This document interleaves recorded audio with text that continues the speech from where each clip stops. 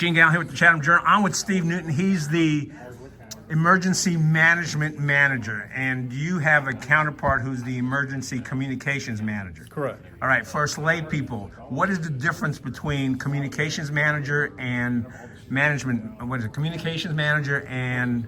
It's a mouthful. It's a mouthful. So we have two departments here. All right. Emergency communications, which is what folks generally think about as 911. All right. So it's a public safety answering point. When people call 911, that's who they reach. And they're the ones that actually, they send help, so police, fire, and EMS.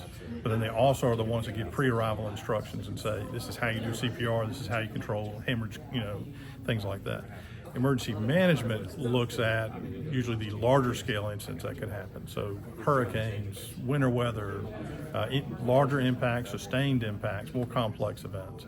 And that's what we manage out of here, out of the Emergency Operations Center. All right. And how long have you been in this building? We've been in this building since May. And how long have you been on the job? I've been in Chatham County for 6 years. All right. Out of those 6 years, what's the biggest challenge that you faced that you've overcome? Every incident has its own challenges. So COVID was particularly challenging for us because we didn't have enough resources. We didn't have, and it lasted so long. We just looked at, we were actively engaged in responding for about 800 days. And then you look at, in the midst of that, we had a cyber attack. So we were in the midst of responding to COVID, and we lost telephones and computers and other equipment. And so that made it more challenging. And then in the midst of that, we have tropical weather and hurricanes, whether it's at the same time or whether it's an incident that just lasts over several days. Each one is kind of their own challenge, but that's what we do. That's what our mission is to deal with those challenges. All right, about the specific building, besides the tiny little ice that you get in the break room from the ice maker, which apparently is a big deal, yep. What are the few things that you are most proud about in this building? I'm proud of the redundancies that are baked into this building. So there's no one system that will fail and then leave us stranded, whether it's telephony, whether it's data and computers, just the spaces and our ability to flex these different spaces to use for different missions. We can bring in or allow the municipalities to come and work out of here if they need it. We are able to surge both in the 911 center and here in the EOC, depending on what we're faced with. You mentioned during your speech at the beginning that there's a redundancy in telecommunications, and you mentioned the possibility of 6 different phones. How's that all set up?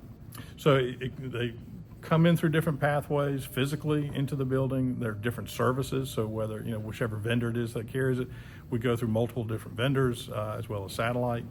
And so that any one of those, if it fails, we could just switch over to another one. So in fact, this is one of them where we've got a number of telephones that go over different infrastructure. So we may lose one, we may even lose 2, but chances are either another system will heal itself or we're able to improvise and come up with another solution to it.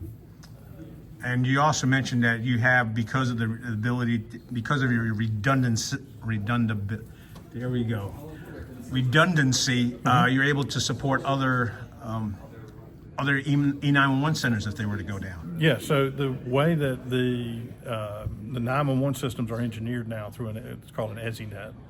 It allows the Network Operations Center for the state to reroute calls to anybody else on that same network. And so for every PSAP, every 911 center has a backup facility identified. So, so a call is always answered. And in our case, if that secondary facility is not available, we're available to the state to stand up our facility and make it available to them. So who's your main backup facility? I'm not sure we released that. Oh, okay. I'll have to confirm. No, it's okay. It's a super secret. You also seem to be excited about radio. I mean, I remember 800 megahertz radios. Are those a thing of the past, or what makes you so excited about the newest radio systems? It's a life safety issue that we are solving a legacy issue with older equipment, older infrastructure that at the time it was not interoperable with other departments coming in. We partner with state agencies or agencies bordering us all the time. I mean, on a daily basis. But without these systems, we couldn't talk to each other. I may be able to see them across the field, but I couldn't talk to them. This solves that. And this also solves issues that we've had over the years with aging infrastructure, systems that fail. They fail because of age, or they fail because of maintenance issues, or whatever it may be. They just end of life. And then with this change, we've replaced all those systems.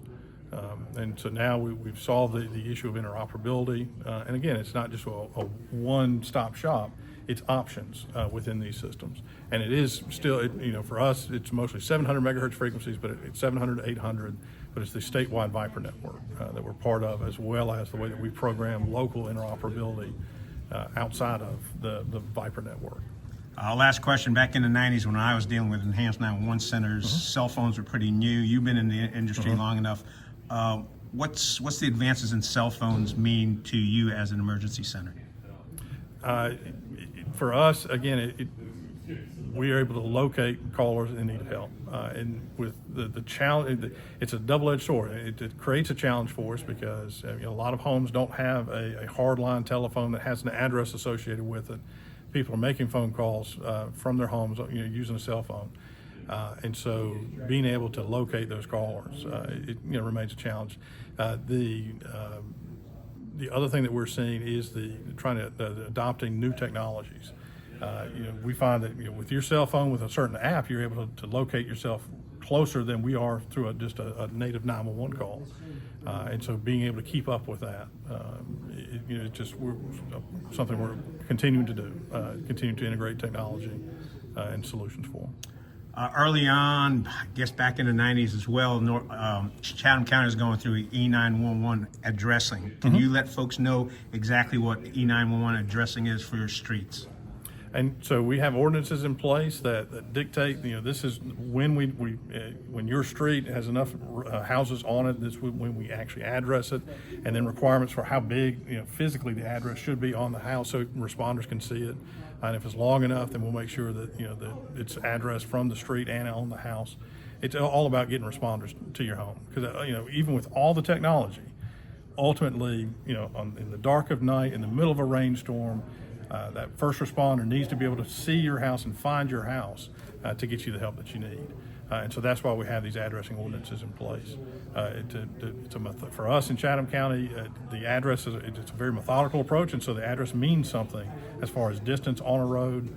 And so everything that we cook into it, it helps them locate homes and folks during emergencies. So if I have 100 ABC Street and someone's at 1,000 ABC Street, that 1,000 is a certain distance down the road. It's in regards to a distance. It makes sense to us.